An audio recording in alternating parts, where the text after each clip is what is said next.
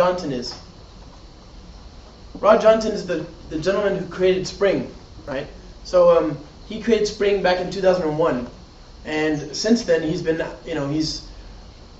he has all the money now. So he's off being a venture capitalist, very, very smart guy, but he doesn't have to pay attention to the code very much, So he and I are friends, and he invited me over to hang out, and I got to give him a demo of Spring Boot and Spring Cloud, and he didn't know about it, right? So he really liked it, and that's pretty cool, right? The internet, as we all know, based on the facts from the history books, was created to show cat pictures, right?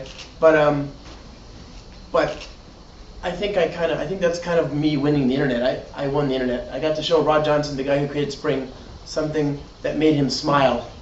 I got to show him Spring, and it surprised him. It made him smile. And the thing that he loved the most was Spring Cloud, right? And that's what I love as well, is Spring Cloud. So we're going to talk about that. Again, I work at Pivotal. We're a small open source company in the Bay Area. Lots of great open source software. Good stuff. And we care about moving to production. We love production. Production is where we keep our happy thoughts, right? So one thing that we've been talking about, if you've been in my sessions today, is this theme of going to production, this theme of building small, singly focused services that you can deploy quickly and iterate upon. You can evolve quickly. So when we talked about this, we talked about this idea of microservices. And earlier on, I showed you Spring Boot and how Spring Boot can be used to build applications and APIs very quickly, right? But we only looked at one API, one application. And the goal with a microservice system is to have lots of small, singly focused, very specific services with a specific domain. And when you do this, when you move to microservices, you end up creating complexity. And that complexity is mostly because of the communication between services, right? If you're calling a method on another Java object in the same Java process, it's very easy. We all know how to do that. But when you have distributed systems, you introduce complexity and potential fragility, right? Potential weaknesses. Netflix, I talk about Netflix a lot because they're a very good example. Netflix has 600 different microservices. 600. And so they don't even try anymore to do a system that is completely highly available, right? It's impossible. They have 600 services that call each other. If something fails anywhere, then there's going to be a cascade. Instead, they build software and systems that are fault tolerant. If something happens, they recover gracefully. And they build systems, using cloud technology, for example, to make it so that the things where they can heal the system automatically happen, and the things where they have to intervene are very, very quick, right? Again, if it takes 0 seconds for the system to automatically kick up a new instance or to fail over to something else, it is the same as being available 100%, right? Time to fix is more important than availability, okay?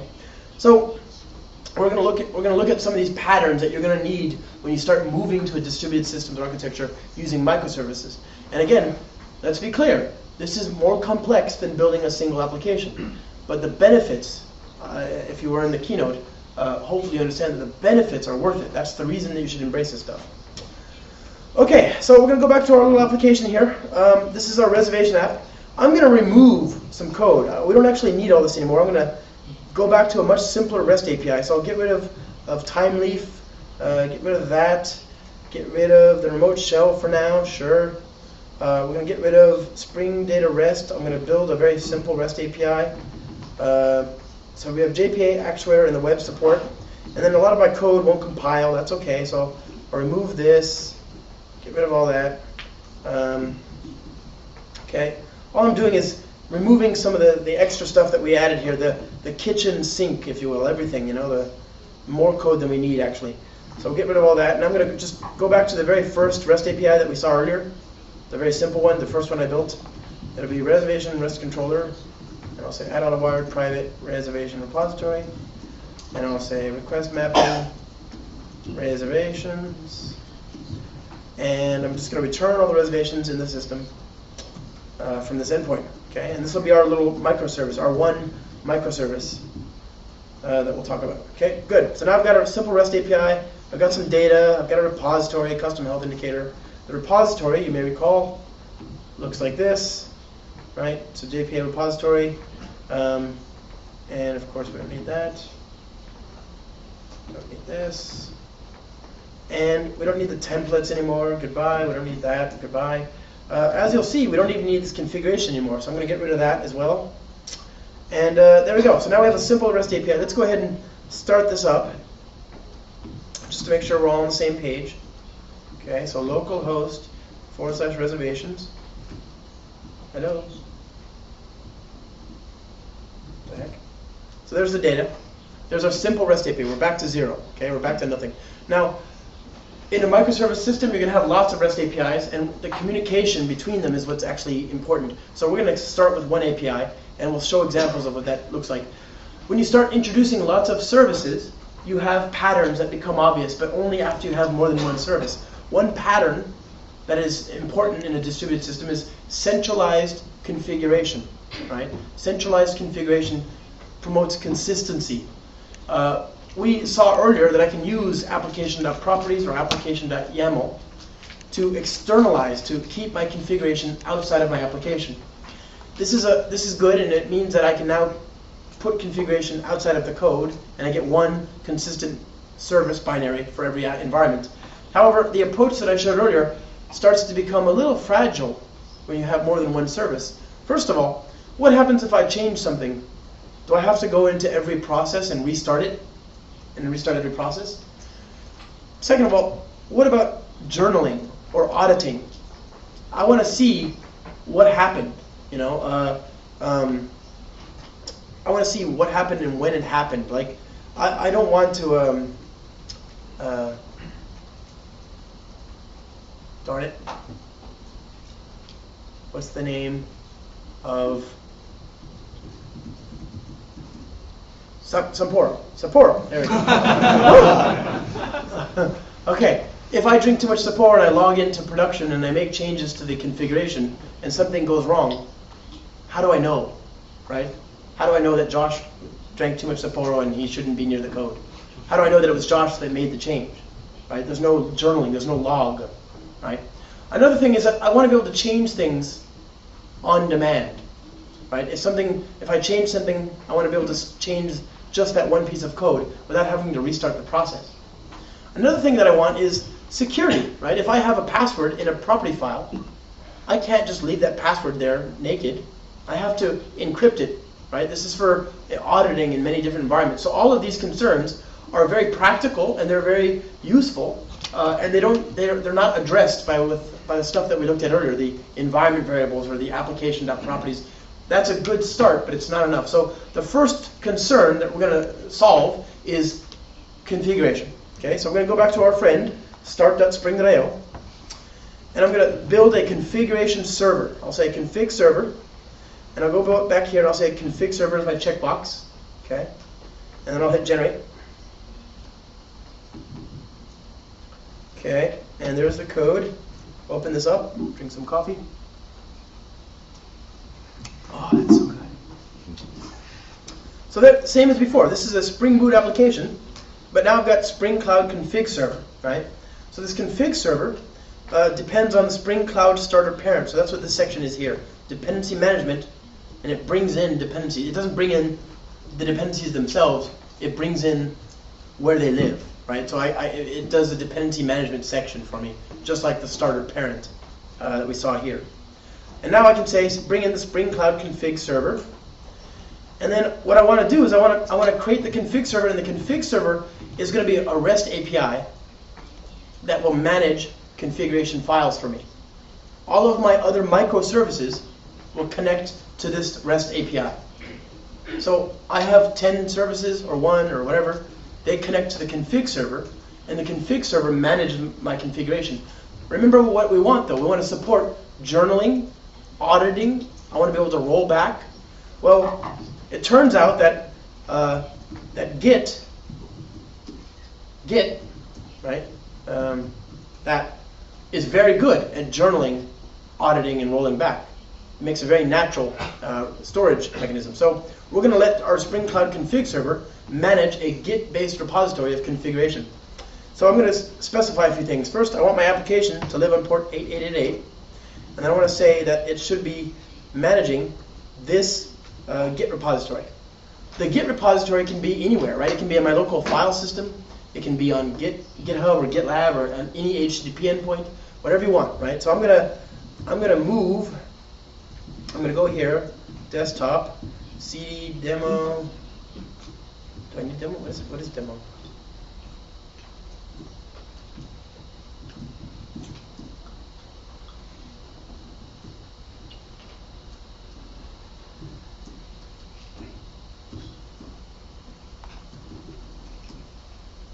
I don't even know what that is. Hold on. Yeah. Good. So I'm going to grab this configuration folder here, config repo. I'm going to paste it onto my desktop. So it's a folder full of application.properties and Eureka service property. These are property files. They could also be .yml or YAML files, right? But the point is, these are configuration files for my different microservices. And they need to be managed by Git. So if I go here, I say config repo. Okay, and I'll say git init, git add, git commit. Right? Now I've got my configuration in a centralized repository, and I'm going to let my config server manage that repository. So I could tell the config server a couple of different things. I could say, oh, well, it's on the home desktop config repo. I could also just pass in an environment variable. I could say, config repo, whatever. I could even do an environment variable and a default. I could say, oh, well, use this environment variable if it's there. Otherwise, use this literal path, like a fallback, right? So whatever you want, however you want to do it. So now I've got that. I've got this. I've written my code. I'm going to run the application. Here we go. And what I want to do is verify what happens. So if I go to localhost 888 reservation service master, this is the REST API for my config server, and I'm going to look at the configuration that my reservation service, the service that we built, will use. It'll get, right? So these are keys and values. You can see this is a configuration file called reservation service.properties, right? There's reservation service.properties. My service that is named reservation service will get the configuration keys and values from this property file. So I've only got two keys, server.port and message. I also have application.properties. All microservices that need configuration will get the values from the application.properties. So only reservation service will get reservation service.properties, but everyone will also get application.properties. It's a fallback, fall through. The more specific file wins. So if there's a conflict, server.port, for example, if there's a conflict here, server.port and server.port, then this will be the value that I see. Okay. So now I'm going to go back and let's make our reservation service talk to the config server. Okay. I'll go back here. I'm going to take this thing with me here. Okay. pom.xml, and I'm going to add a dependency management section. Okay, there we are. So I've just brought Spring Cloud Starter Parent into this. Why is it not happy? Oh, okay. And when I go back to my code here, I'm going to act as a client to the config server. So I want to rely on Spring's configuration, the same as I did before. I'm going to say dependency, Spring Cloud Starter config. So remember before I had Spring Boot Starter Data Web or Data REST and Spring Boot Starter Data JPA. Now I'm saying Spring Cloud Starter. These are opinionated dependencies and they bring in the right support. And then with that, I need to tell my microservice where to get its configuration, which config server to talk to. So I'll say that the config server lives on localhost 8888, right? I could use an environment variable here as well, right? I could say config server like that, whatever, right? I also want to tell it what the microservice's name is, because if I'm a microservice and I connect to the config server, I need to say I am called reservation service. Give me the configuration for that service.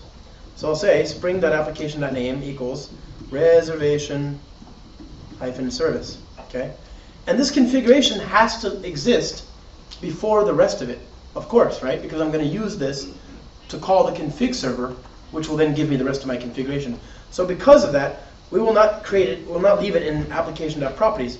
We'll put it in something called bootstrap.properties. Okay? And this is the only file that I'll have in all of my microservices. Everything else will live in the config server. So this is the only boilerplate, the only stuff that you'll copy and paste, basically. Okay, so now, what do we know? We know that I should have a message, and I should be running on port 8000 if I start the server. I'm going to inject that message. Remember, that message is a string, and I'm going to use that string in a REST endpoint here. I'll just say @REST controller, hello computer, class message REST controller, and I'll say @value message string. Okay. Alt enter, and I'll say @request mapping message string message. Return this dot message, like that.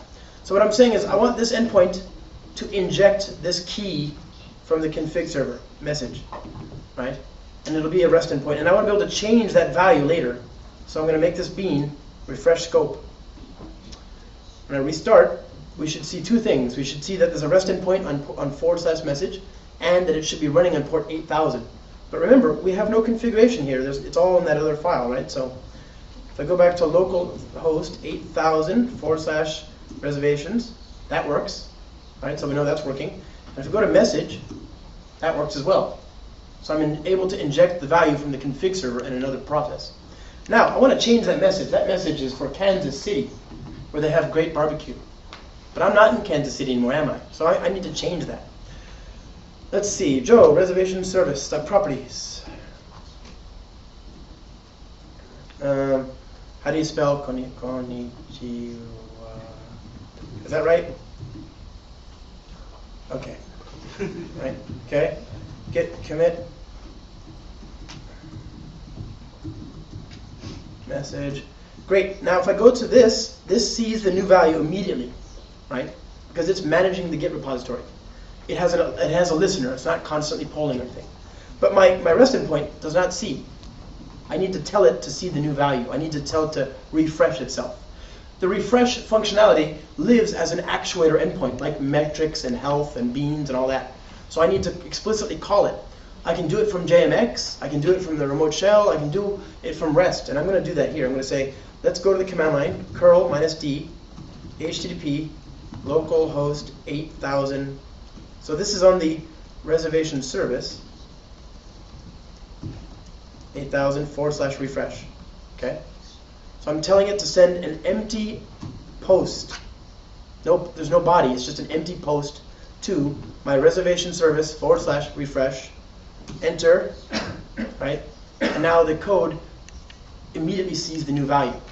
The bean was recreated and the property was re-injected. So now I've got centralized configuration.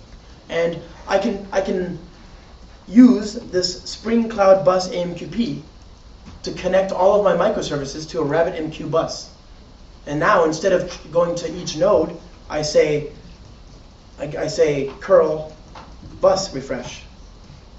And then every microservice that is connected to RabbitMQ will refresh in place instantly. One message, 1,000 services, or 10, or whatever, right? So now you have the ability to do broadcasts. You can update very quickly. So we could talk about the config server forever, but we have so much more to cover. So that's one pattern. Okay. The next pattern that you're going to need when you move to a microservices model is service registration and discovery. Right. Service registration is very important, especially as you move into a distributed system, because you have services that are constantly coming into existence and then dying. Right. Especially in the cloud. The cloud gives you the ability to build services that live for a certain amount of time and then go away. And so you have to have the ability to find services no matter where they are.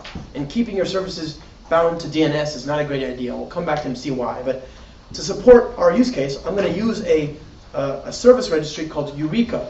Okay? Eureka is a service registry from Netflix. Think of your service registry as a phone book. I don't remember phone numbers very well, but I remember names, right?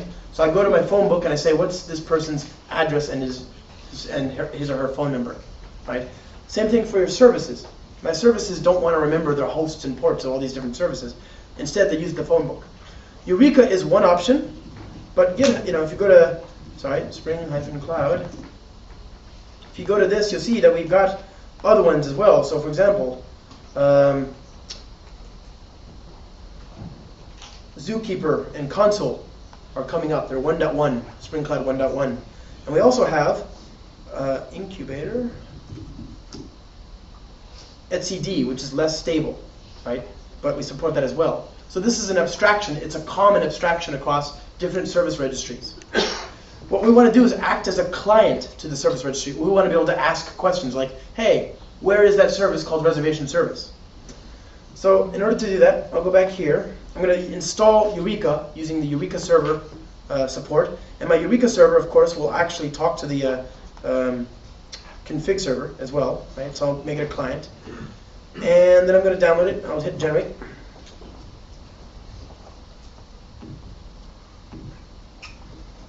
Open that up. Okay.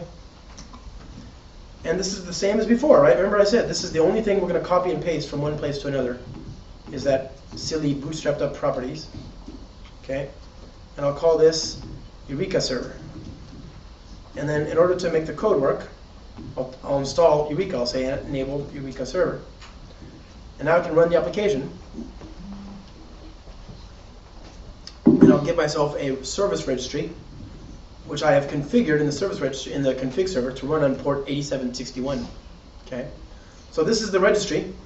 This is the entries in the registry. This is the services that should register, so that I can find them. They're gonna say I'm here. If you need me, I'm here. And then other services will be able to go to the registry and ask it, where are these services? How many instances are there? Are there 0 instances? Are there 100? Give it, and so on.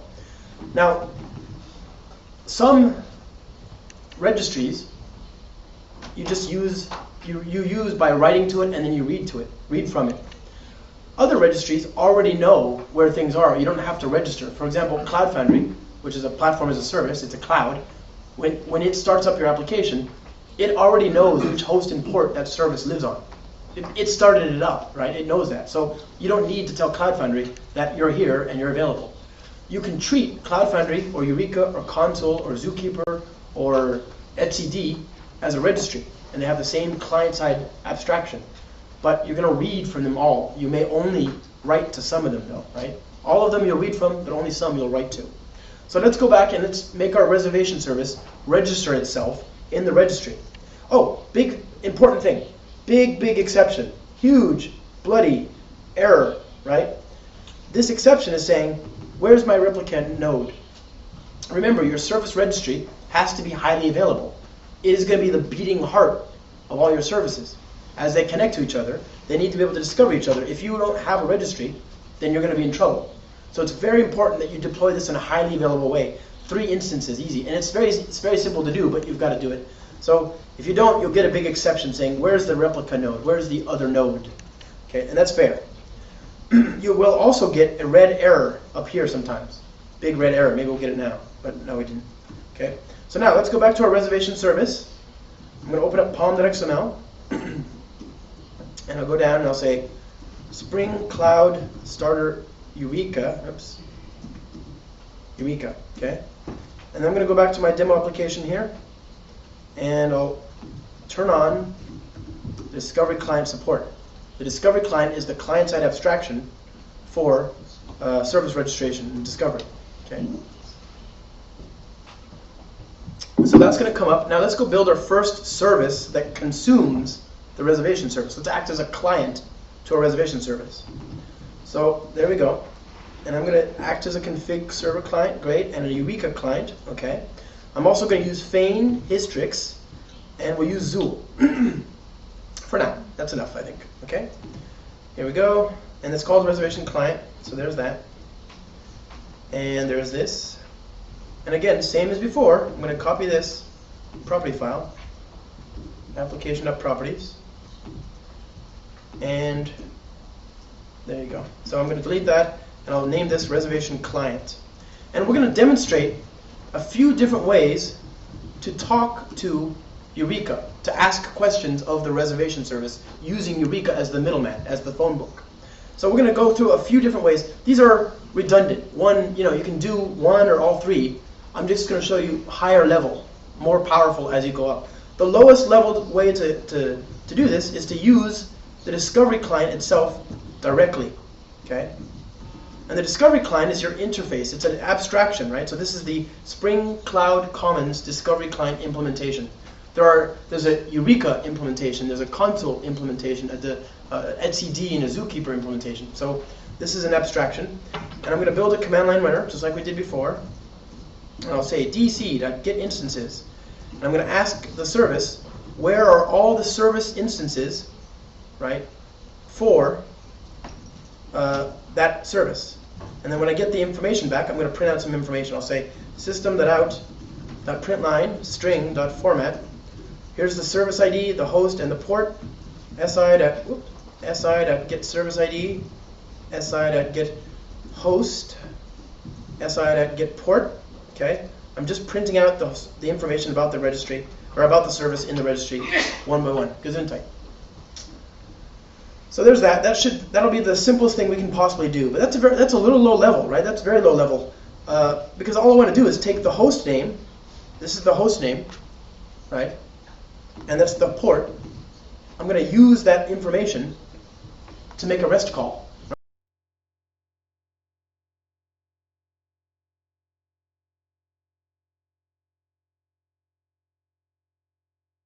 So, and then you can see there's one instance that's up, and this is the host name for this is the IP, the host for my machine.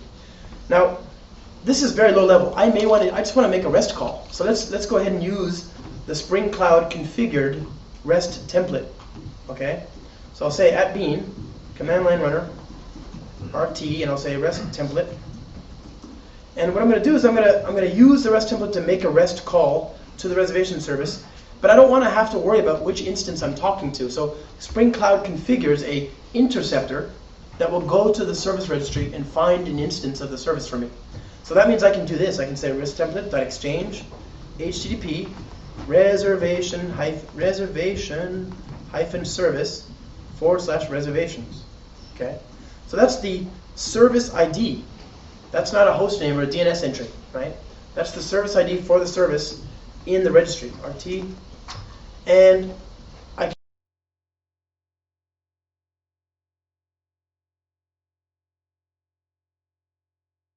I'm not going to pass it. And I expect the REST template to give me a return value. And the return value, I need to tell it what I want. I need to tell it that I want data from the REST template, from the REST service. But remember what we did before. That service has JSON here. And I want to get JSON back. I need to get a list of JSON objects back. And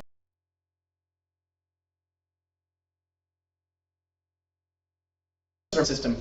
I don't want my client to be coupled to the types on the server. So I keep them separate.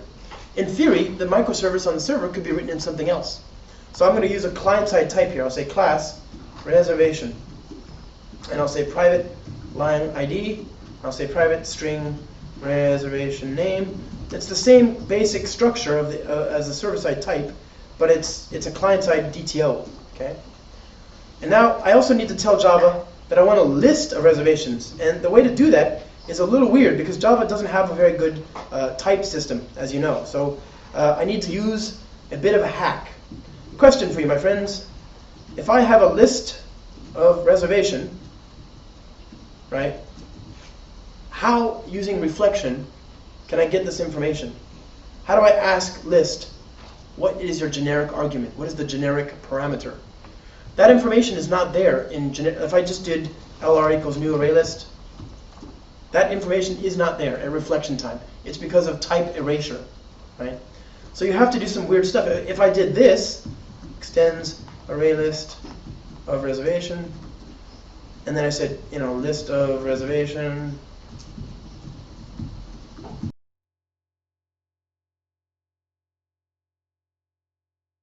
generic argument for X, it'll say, oh, it's a reservation, right? And that's because it's in the class hierarchy. I created a subclass. That's we can capture generic information through subclasses. So what I need to do is I need to tell Java that I want a list of reservations. And the way you do that is to use the type token pattern. I'm going to say parameterized type reference, list of reservation, PTR, new parameterized type reference. And see what I've got there? I've got a generic object that has an anonymous subclass. If I get rid of this, it does not compile. So I'm creating an object that extends parameterized type reference, and because of that, at runtime, I can ask it for this information.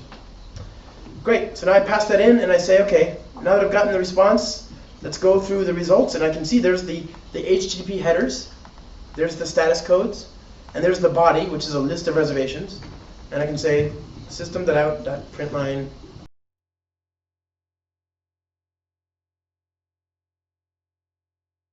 Have the JSON from the service, and then of course the service registration information as well. So there's the JSON from the service on the client, and there's the actual discovery client stuff as well. So the question is, how is my client, my REST template, choosing the right instance?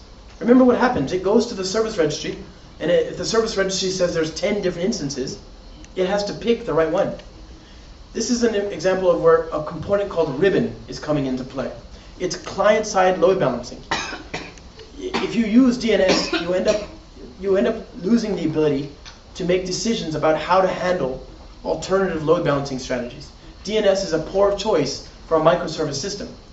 What Netflix does and what other big systems do is they do load balancing on the client. For example, suppose I have a client that is making a call to a service, and the service is in the same data center as me. I don't want to have REST calls go all the way across the country. I want them to be in the same data center, ideally, right? So I can build a load balancer strategy on the client that prioritizes instances that are near me. Another example, perhaps I have a service, and that service is multi-tenant. That is, I handle customers 1 through 10 in this server, and then 10 through 20 in that server. Build in the client, but I could not do that at my big 5 router, for example, right? That's business logic. Another example is I might have a sticky sort of cookie or session or something like that, a stateful thing where maybe I'm streaming video and I want to route all the requests to the specific instance that started the exchange. All of these kinds of decisions you cannot do if you're just doing round-robin load balancing at the router. You cannot evolve them either, right? Remember, you want to control as much as possible in your code. Check it into Git, test it, certify it, and then deploy it. So what Ribbon is doing, Ribbon is configured to get all of the instances for this service. It has a collection, 1 to 10 or 100 instances, and then Ribbon uses an algorithm that you can provide. By default, it does round robin, but you can provide your own. Okay, so that's good. But this is a little low level. I think this is still, this is work. This will work. This is actually REST, and it's HTTP, and so you still deal with the fact that you're on the web. But a lot of times, it's very nice to have a client, a Java client, for your service. The problem is that you don't want to be too coupled to that service. You don't want to have too strong a coupling in the Java client in terms of business logic. I don't want magic in my business client. So Netflix, for example, Amazon, for example, they build APIs, but they don't build any Java clients. There's no risk of having magic in the client. They let the service be pure and clean. Netflix tries to make it so that it's impossible to add business logic or magic to the client. They use a project called Feign. And Feign, just like Spring Data, lets you create interface-based services. So I'm going to say collection of reservation, get reservations, and I'm going to describe an interface, a client-side interface for calling my REST service. I'm going to use Spring mapping annotations, right? Spring MVC on the client, right? I'm actually describing the client request to the server. And of course, I'm going to say add Feign client, and I'll tell it to talk to the reservation-service. So it's going to do the same thing as before. When I get this bean, when I inject this bean, it'll call the service, it'll do load balancing using the ribbon, and it'll make the right request as you describe it here. I can even do more complex things like, path variable, ID, long ID, and path variable. kind of stuff also works as well. So you can really build very, very powerful clients very, very quickly using this approach. Now I need to turn that feature on. I'll say @enable feign client. Okay. And then over here I'll build one more command line runner, bean, feign client, reservation client.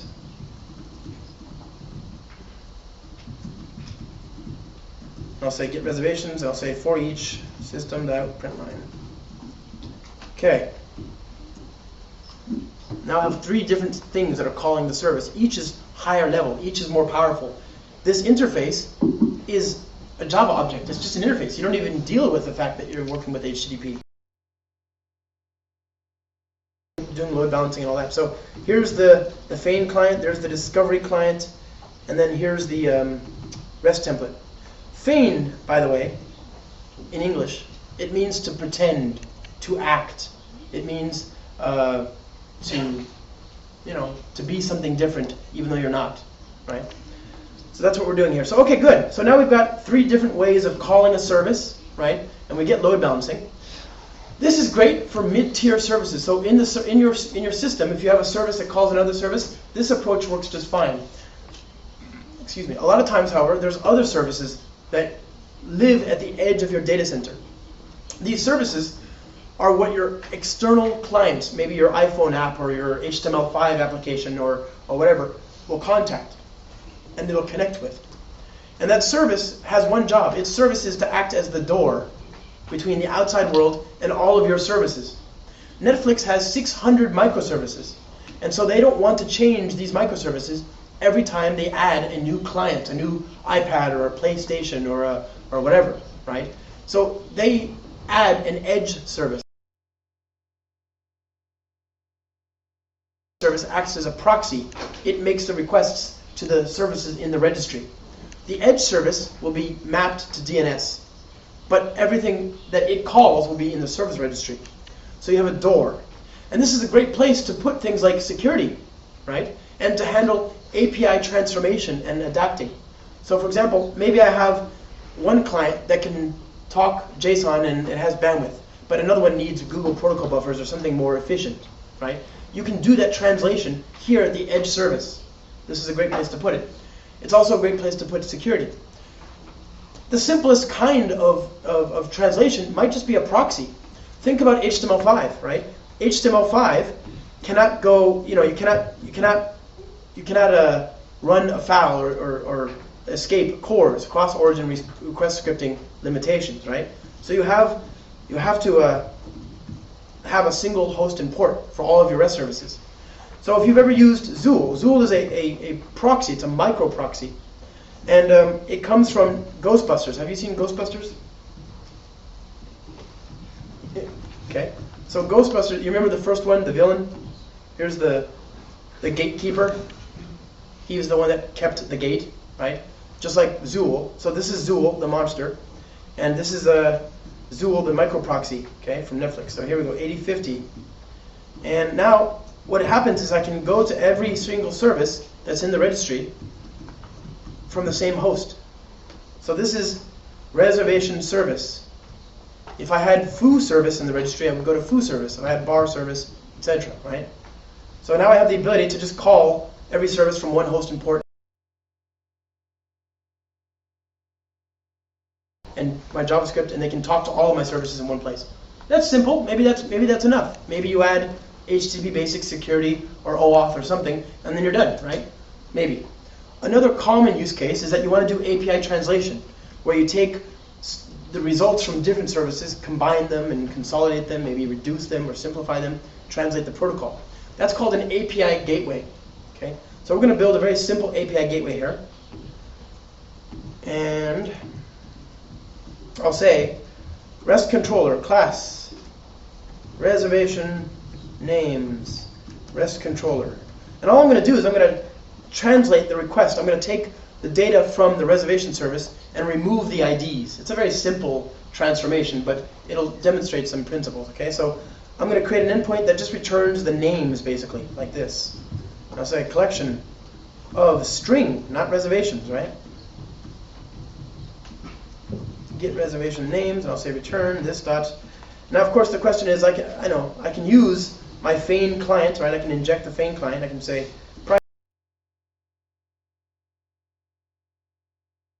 client.getReservations.stream.map, and all I'm doing is I'm taking the data from the reservation service, and I'm removing the IDs, and I'm just returning the names in a string list. Okay, so this is basic Java 8 functional style programming. This will work. This is a simple API gateway. I'm only calling one service. If I were calling two services, and remember I'm using feign here, I'm using this interface. If I were calling more than one service, this would be a great place to use reactive programming, an API like RxJava. So I can call two services at once and then join the results very succinctly and concisely. Okay? But this also has a big problem. Services available. If I have 1 or 100 services, this will work, right? My reservation client will do load balancing. But if I have 0, then this is going to throw an exception. It's going to fall apart. So what I need to do is I need to be a bit more defensive. I need to protect my client from any failures. So I'm going to build an integration component. I'll say component class reservation integration. And in this code, I'm going to have business logic, custom logic, to be a bit more defensive. I cannot send an exception back to my iPhone client. I have to be smarter. I have to do graceful degradation. If something goes wrong, I need to do something else and make it quick, you know. So I'll build a method here. I'll say public collection of string, and all I'm going to do is I'm going to copy this into here. Okay, so there's that. I'm going to inject the feign client as well, just like it last time. Okay, and this is fine. But again, now I want to handle the case where there's no services. Right? When something goes wrong, I need to have a fallback. And in order to make this happen, I'm going to use the circuit breaker pattern. Okay, a circuit breaker in English describes the piece of machinery that acts as a broker for the electricity in your house. If you have too much electricity going into the circuit, you might have a fire, right? And you don't want a fire. It's much better to lose the lights temporarily than it is to lose the house because you created a fire. A circuit breaker prevents one problem from becoming a much bigger problem for the whole system, right? And that's what we want here. We have a service that may cause a fire. I don't want it to cascade and become a problem for the rest. No. So I'm going to create an endpoint here. I'll say collection of string get reservation names fallback. And in this fallback method, I'm just going to return an empty array list like that.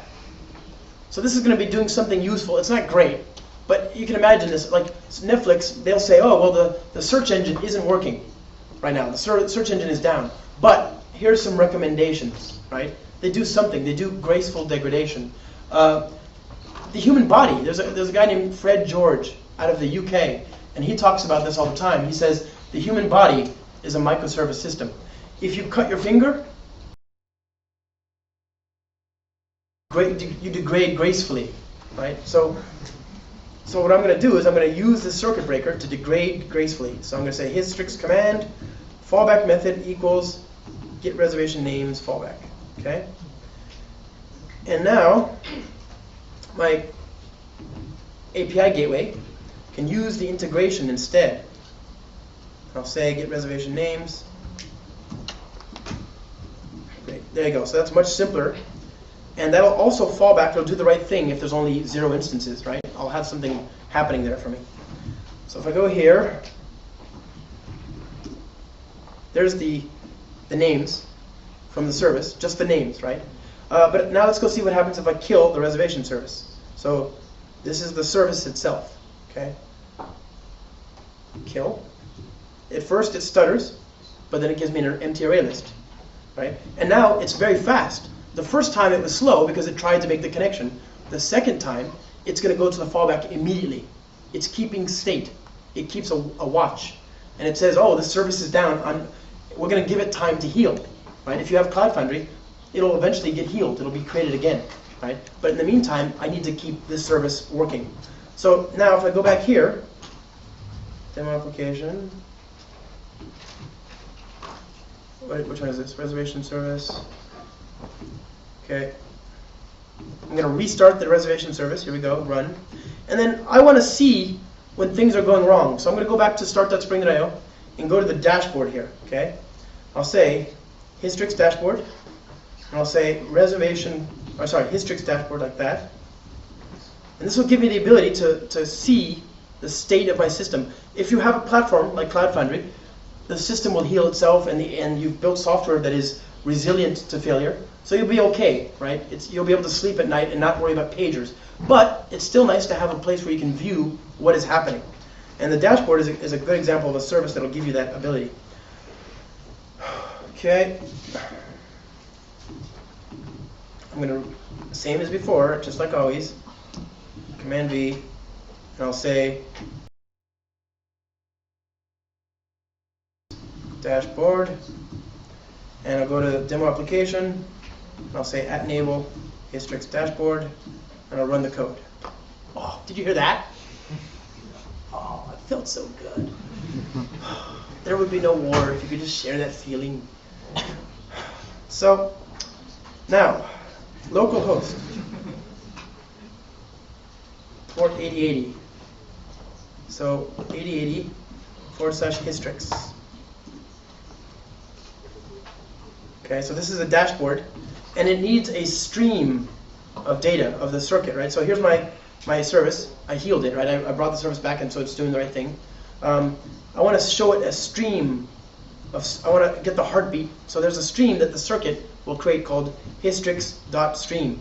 This is a server-sent event. It's never ending. It'll keep going.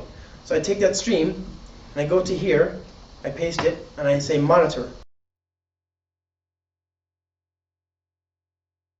Circuits. So here, names. You can see as I'm making requests on the left very, very fast. I'm creating traffic on the left as fast as I can to create traffic on the right. So you can see it's moving. It's a moving average, right? 44 records. The circuit is green. Everything is happy. Traffic, when I stop, the number goes down, right? The system calms down. So it's a moving average of the data. Oops. So okay, good. So that works. But now, when I go back to my reservation service, kill it, kill, and you can see now that immediately it's going orange and then red, right? It sees that the circuit is no longer working, and I can visualize that in a single place. This gives me the ability to see what's happening. Now, there are, you're going to have lots of services in a microservice system. So if you want to aggregate that stream, so you can take all the microservices and all the circuits, you use this. This will take all the stream system circuits. So we've only talked about a few things. These are the things that I think are important in Spring Cloud 1.0. As you can see here, the goal is to support. Building an API was the easy part, right? It's how do you support distributed systems? That's the thing that people have trouble with. And when you make this journey, when you go down this road, you'll find that you're not the only ones who are trying to do this. Right? As more and more people move to the cloud and they have this ability to build systems that get bigger and bigger, and they have more capacity and more demand, and they want to move faster, they have to solve these problems too. Thankfully, you're not alone, right? We're not alone. This code, a lot of this stuff that we've looked at here, is building on top of software from Netflix, right? You saw that earlier. It's also building on top of stuff from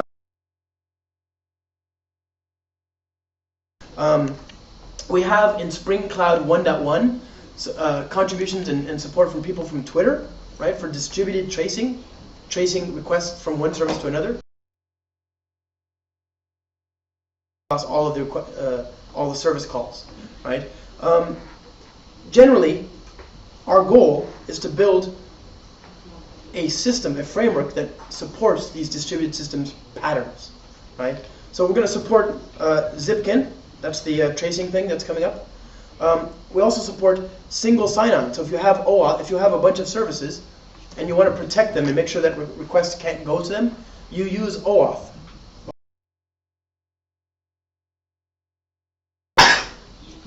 Right? So you can stand up an identity provider and then protect each resource using single sign-on. We also have specific integration for various AWS, Amazon Web Service APIs like SQS and so on. In general, we're moving very quickly on this stuff, right? So this is where a lot of the Spring team is focused on these days, is supporting these patterns, right? Because people are moving to the cloud and they're building cloud-native applications, and they're running into these issues. There are large organizations that are using Spring Cloud. So Netflix makes a lot of the software that I just showed you, but now Netflix is using Spring Cloud to consume their own thing. Imagine that. Imagine if Apple made an API, and the API was good, but more people were using. It's less painful, right? And it offers a more productive environment. Third-party one instead of their own, right? That's what's happening here. Netflix is using Spring Cloud to use their own stuff, and I'm seeing this across large companies, huge companies here in Asia. In fact, you'd recognize some of them, I'm sure. The point is, people are looking at this code and they're saying, "Oh, well, we built a lot of that code. We built these same kind of patterns. We can throw that away and rebase on top of Spring Cloud, right?" And for the rest of us, the ones who don't have Netflix's millions and millions of dollars and their R&D budget and their engineering team, they can just use Spring Cloud from the beginning, right, to go fast. I hope you'll consider contribution. I hope this gives you some idea of what's possible, right? I don't think most people are aware that these patterns are easy to support. You don't have to spend a long time getting all this stuff integrated. I'll take questions, but I am very much out of time. So thank you so much for your time. I appreciate it.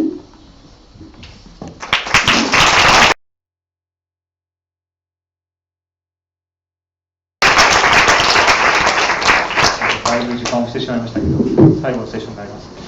ですので、もし質問1つ、2つぐらいですかね、あれば出たいと思いますが、この後もし懇親会も助手出ますので、そこでも、質問していただければと思います。ご質問ある方いらっしゃいますでしょうか。大丈夫でしょ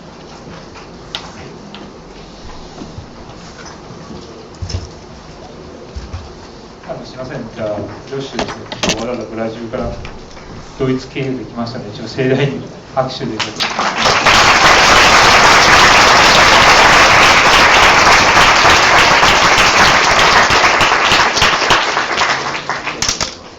Thank you.